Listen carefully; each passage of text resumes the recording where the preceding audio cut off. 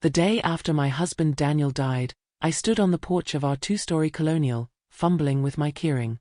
The air smelled of damp earth from last night's rain, and my sneakers squished against the welcome mat, a faded home sweet home that now felt like a cruel joke.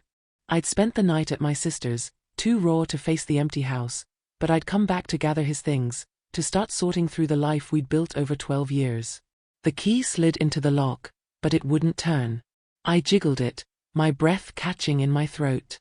The mechanism felt stiff, foreign, like it wasn't even my door anymore.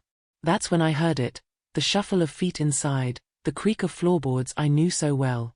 I pressed my face to the window beside the door, cupping my hands against the glass.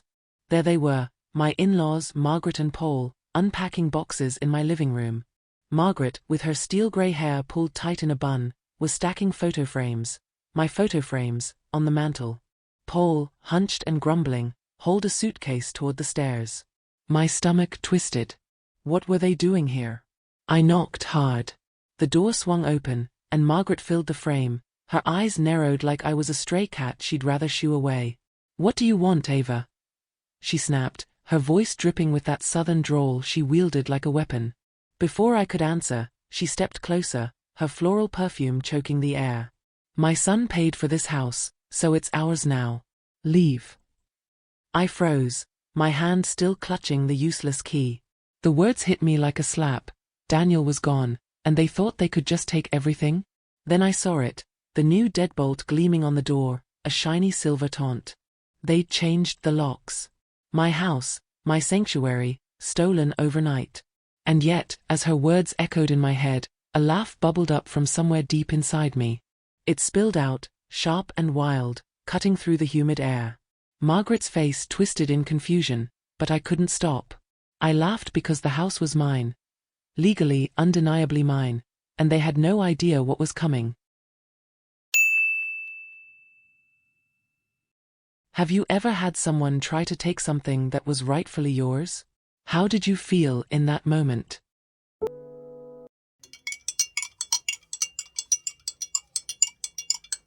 I sat in Millie's diner the next morning, staring at a cup of coffee that had gone cold. The vinyl seat squeaked under me, and the smell of bacon grease hung heavy in the air. My mind replayed the scene at the house. Margaret's smug sneer, Paul's silent complicity.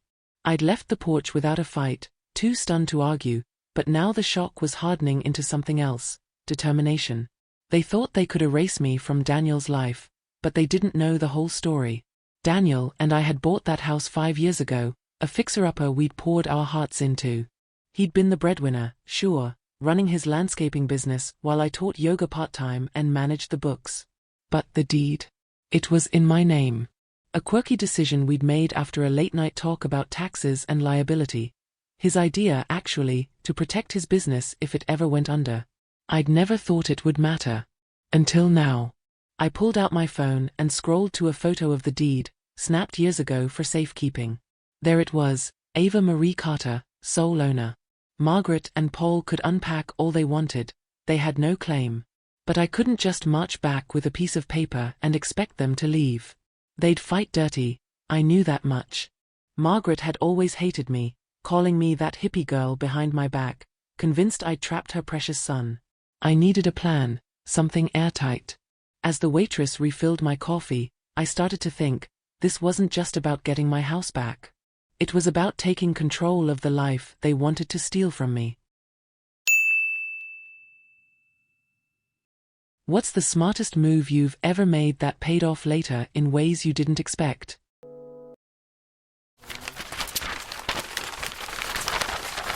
The lawyer's office smelled like history, dusty law books lining the walls, a faint whiff of pipe smoke clinging to the furniture. I sat across from Ms. Evelyn Harper, a woman in her 60s with sharp eyes and a no-nonsense bob. I'd found her online, drawn to her reviews, tough as nails, fair as daylight. My hands trembled as I slid the deed across her desk, along with Daniel's will, a document I'd dug out of our safe that morning. She adjusted her glasses, scanning the pages with a hum. "Well, Ava," she said finally, her voice low and steady, "this is clear as a bell. The house is yours, no question.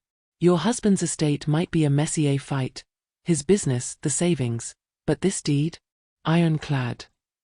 I exhaled, relief flooding me, but she held up a hand. Your in-laws won't go quietly. They've already taken possession, and possession's half the law in their minds. We need more than paper. We need leverage. Leverage. The word stuck with me. I thought about Daniel's business, Carter Landscaping, a small empire of mowers and mulch. Margaret had always bragged about her son's success, but I'd run the numbers for years. I knew where the profits went, into our joint account, into the house, into my life. If they wanted to play hardball, I'd dig deeper.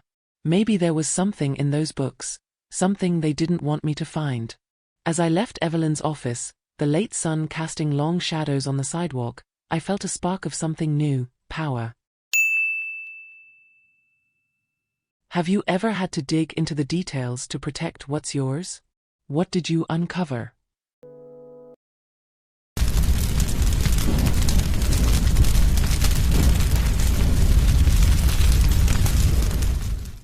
A week later, I stood in my cousin Jenny's backyard, a paper plate of potato salad in hand.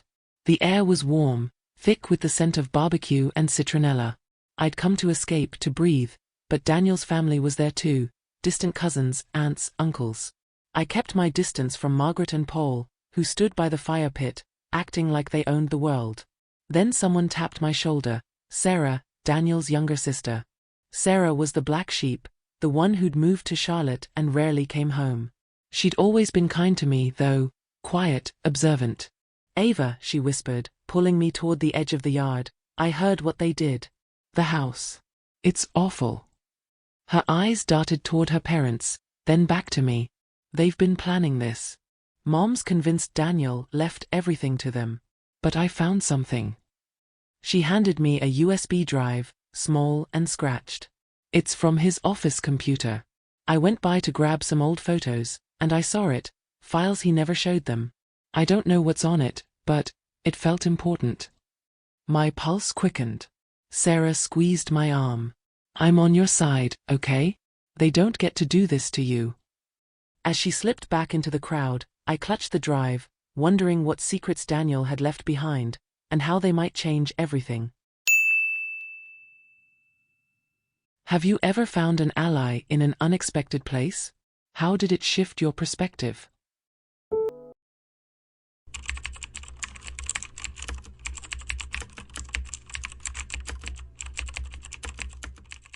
Back at my sister's place, I plugged the USB into my laptop, the room silent except for the whir of the fan.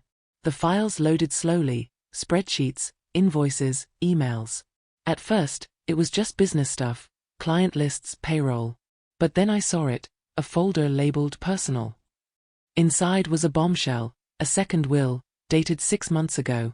Not the one Margaret had waved around after the funeral, claiming Daniel left everything to his parents. This one named me as the sole heir, the house, the business, the accounts. My heart raced as I read his words. To Ava, my partner in all things, I leave everything I've built. My parents will fight this, but you're the one who made it real. There was more, emails to a lawyer about hiding assets from his family, protecting me from their greed. Daniel had known they'd come for it all. He'd planned for this. Tears stung my eyes, not just for him, but for the trust he'd placed in me. With this will, I didn't just have the house. I had everything. And they had nothing. What's the most surprising thing you've discovered about someone you love? How did it change your view of them?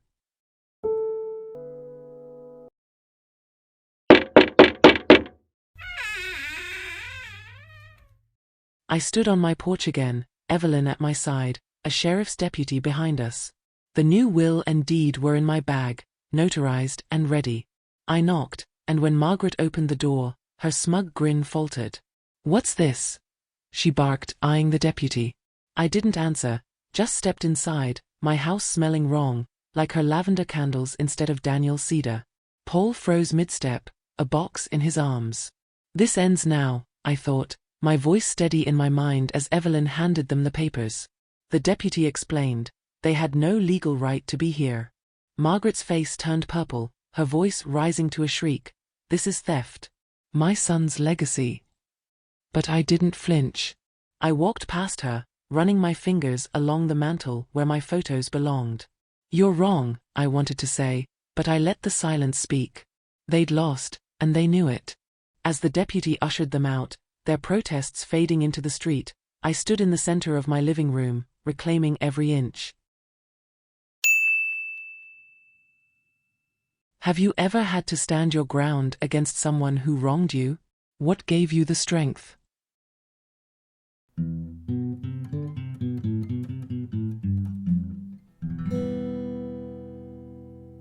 A month later, I hosted a gathering at the community center. Not just to celebrate, but to start something new. I'd sold Daniel's business, using the money to fund a non-profit for widows, helping women like me navigate loss and fight for what's theirs. The room buzzed with laughter, stories, faces I'd come to know. Sarah was there, smiling quietly, and even Jenny, who'd pushed me to keep going. I stood at the podium, the weight of the past lifting. This wasn't just about the house anymore. It was about turning betrayal into something bigger, something good. Margaret and Paul had faded into the background, their threats empty. I'd won, but more than that, I'd built. As the crowd applauded, I felt Daniel's presence. Not in the loss, but in the legacy we'd shaped together. What's one way you've turned a personal struggle into something positive for others? I sat on my porch that night, a glass of sweet tea in hand, the house quiet and mine again. The locks were changed, my locks, my keys. I thought about Margaret's face, Paul's defeat, and the journey from that first laugh to this moment. But as the stars blinked on, a question lingered. What else was out there waiting to be reclaimed? Not just for me, but for all the women who'd lost something, love, home, hope, and fought to get it back. I leaned back, the rocking chair creaking under me, and smiled. This wasn't the end. It was the beginning. And here's the secret, whispered just for you, there's more to this story. Twists, triumphs, truths I haven't told yet. Want to hear them? Subscribe to the Whispers Story channel, because the next chapter's waiting, and it's going to pull you in deeper than you ever imagined. Take a moment this week to check in on something you've let slide. A dream, a right, a piece of yourself. What's one step you can take to claim it back? This story, my story, isn't just about a house. It's about the locks we don't see, the ones others try to put on our lives, and the keys we hold all along. You've listened to me laugh, plan, fight, and build. Now it's your turn. Hit subscribe on the Whispers Story channel, because every week, we're diving into tales like this, real, raw, and ready to light up your phone. Let's keep unlocking together. So, what about you? Have you ever had to fight for something that was rightfully yours? A home, a dream, or even your own voice? Drop your story in the comments. I read every one, and I'd love to hear how you unlocked your own doors. If this tale of turning betrayal into triumph resonated with you, give it a thumbs up, hit that subscribe button, and ring the bell for more Whispers Story episodes. Share this with a friend who's faced her own battles. Let's inspire each other to keep the keys to our lives in our hands.